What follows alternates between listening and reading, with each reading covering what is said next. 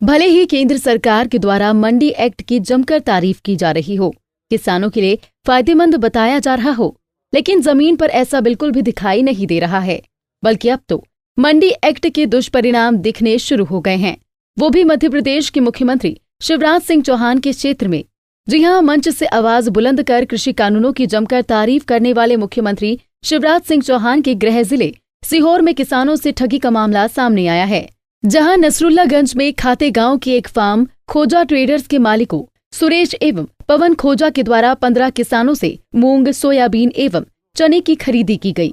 सभी किसानों को मिलने वाली राशि करीब 73 लाख रुपए है। फसलें लेने के बाद खोजा फर्म ने किसानों को अलग अलग तारीखों के चेक थमा दिए। जब किसान तारीख के हिसाब से चेक लेकर बैंक पहुंचे तो सभी के चेक बाउंस हो गए। गुस्साए किसानों ने खोजा ट्रेडर्स के बारे में जानकारी ली तो पता चला कि उपज मंडी का खरीदी लाइसेंस काफी दिन पहले ही निरस्त हो गया है।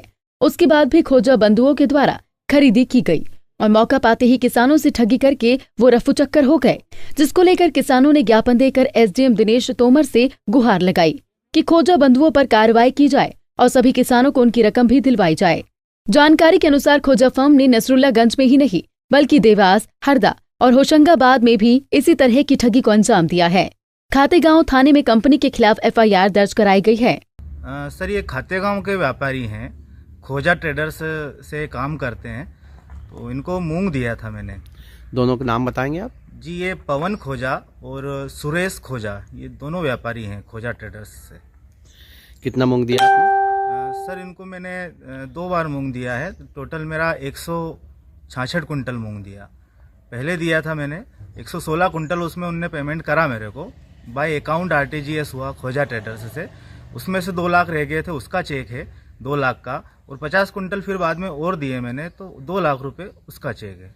तो अभी तक राशि प्राप्त नहीं हुई आपको? जी बिल्कुल, हाँ, वो चेक मैंने बैंक में लगाया तारीख के हिसाब से, पर वो अनसफिशिएंट बैलेंस के कारण वो बाउंस हो गया। व्यापारी है पवन खोजा, सुरेश खोजा, खोजा ट्रेडर्स खातेगांव, वो हमारे यहाँ पे आए और उन्होंने मेरी सोयाबीन और मूंग देखी और यहाँ से लेके गए। लगभग 183 कुंटल मेरी सोयाबीन है और 75 कुंटल मूंग है।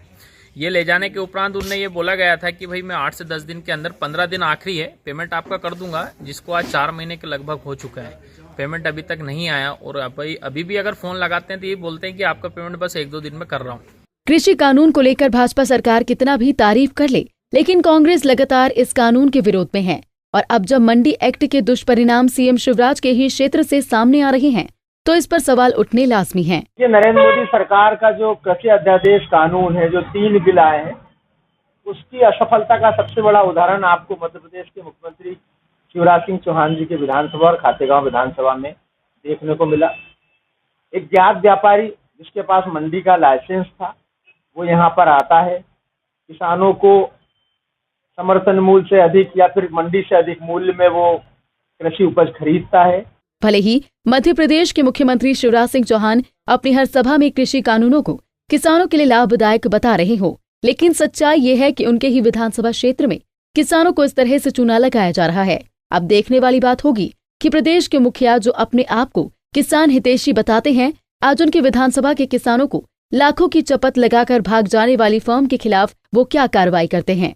दूसरी बड़ी बात यह है कि अगर किसानों के साथ ऐसी हेराफेरी की जाएगी तो क्या किसान केंद्र व राज्य सरकार पर भरोसा कर पाएंगे? ये देखने वाली बात होगी।